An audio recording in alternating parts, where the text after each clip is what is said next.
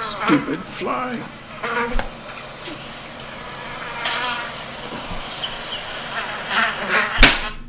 I think I got it. Flies really are irritating, aren't they?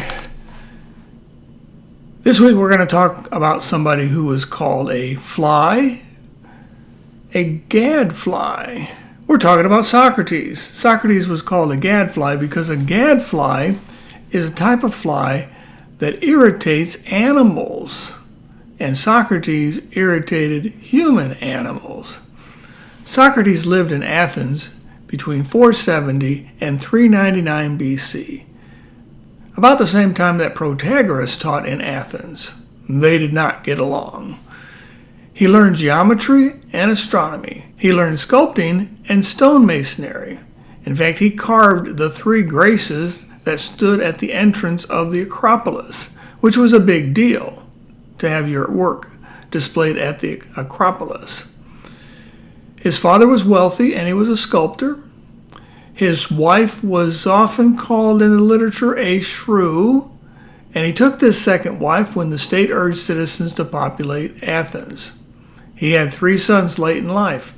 At age 70, his oldest son was under 20, and his youngest was a baby. Socrates was a teacher who did not charge. He lived off his father's inheritance, though not extravagantly, but pretty well off. He had a house and 7 minas. 1 mina is 100 drachma, which is about 23 years' wages.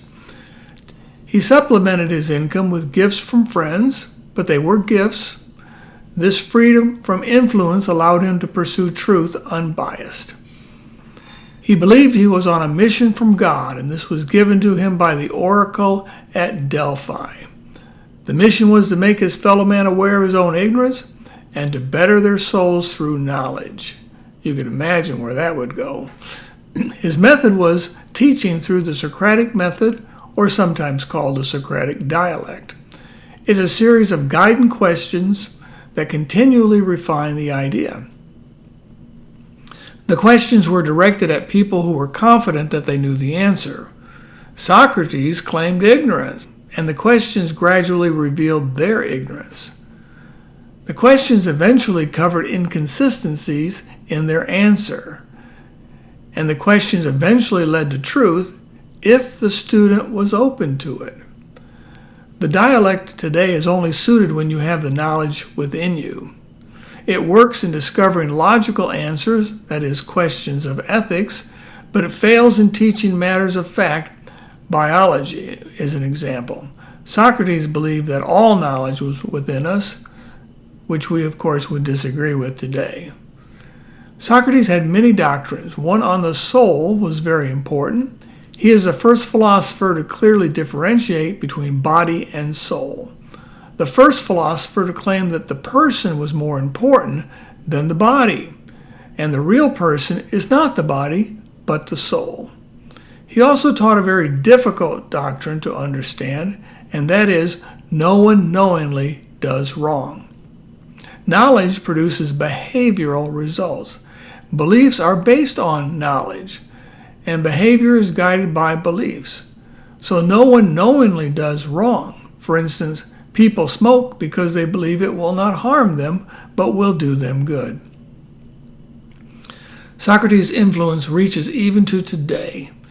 He is the archetypical philosopher. He embodies the concept of philosopher. He is the model of what a philosopher should be.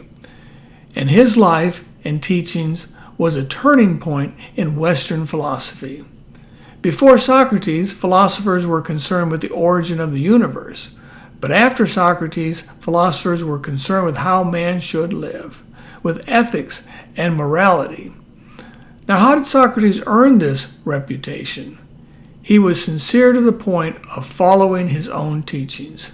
He refused payment to avoid compromising the truth, and he accepted an unfair execution rather than violate truth. He was a man of unshakable character. He did not use his reputation or position for personal gain. He had extreme self-control. Socrates was never known to be drunk, never known to commit adultery, and his character was successfully tested at his trial.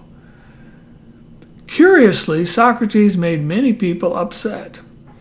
His teachings exposed their immorality and their foolishness. His teachings revealed the weak logic behind their philosophical conclusions. So eventually he was charged with using word games to trick people into thinking he was important, and ultimately brought to trial on 2 charges. Charge number 1, not believing in the gods the state believes in, and introducing different new divine powers, and also for corrupting the young. It sounds like 3 charges, but it's really just 2. There's some truth to this. His challenge to conventional morality and philosophy undermined the present authorities. His rejection of the human vices of the gods disagreed with official mythology. This week we will look at Socrates, a philosopher like no other philosopher. And here's to a good week in philosophy.